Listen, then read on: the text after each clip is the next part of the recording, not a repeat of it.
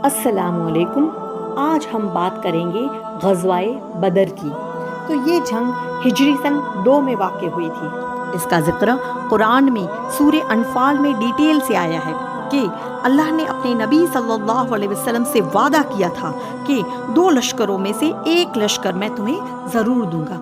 اب یہاں پر کن 2 لشکروں کی بات ہو رہی ہے اس کو ہم ڈیٹیل میں بعد میں دیکھیں گے۔ بات کریں پہلے لشکر کی تو وہ تھا ابو سفیان کا قافلہ، جو کہ شام سے تجارت کر کے مکے واپس آ رہا تھا۔ یوں سمجھ لیجئے کہ تمام مکے والوں کا بہت ہی قیمتی مال سامان اور سونا اس قافلے میں تھا۔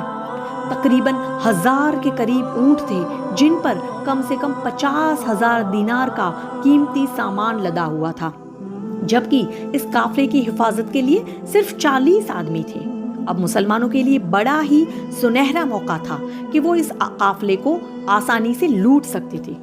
لیکن اب یہاں پر ایک سوال بھی ذہن میں آئے گا نا کہ مسلمان اور لوٹ، اور وہ بھی رمضان کے مہینے میں۔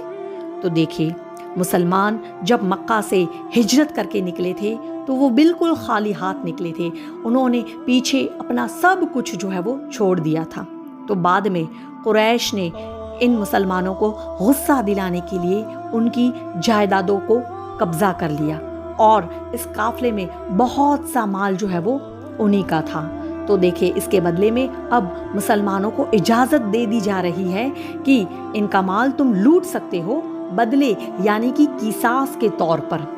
اسی لیے دیکھیں، جب اس قافلے کی اطلاع ملی تو مسلمان گھر سے جب نکلے ہیں نا، وہ نگہتے نکلے ہیں، کیونکہ ان کو پتا تھا کہ انہیں ایک نہتھے قافلے کو لوٹنا ہے۔ تو جس کے بھی ہاتھ میں کچھ بھی ملا، کسی کو ڈنڈا یا کوئی چھڑی تھی، وہ لے کر بس وہ جو ہے وہ نکل گئے ہیں۔ ٹوٹل 313 لوگ جو ہے وہ نکلے تھے۔ 82 یا 85 کے قریب مہاجر تھے اور 231 کے قریب انصار تھے۔ مہاجر کا جھنڈا حضرت علی رضی اللہ تعالیٰ عنہ کے ہاتھ میں تھا، جبکہ انصار کا جھنڈا سعد بن معاذ رضی اللہ تعالیٰ عنہ کے ہاتھ میں تھا۔ اس لشکر میں ٹوٹل 8 تلواریں، چند زرہ اور 2 گھوڑے تھے، اور 70 کے قریب اونٹ تھے۔ ہر اونٹ پر 2 سے 3 آدمی باری باری سوار ہوتے تھے۔ تو اس طرح سے یہ ایک مسلمانوں کا چھوٹا سا لشکر اس قافلے کو جو ہے وہ لوٹنے کے لیے نکلا تھا۔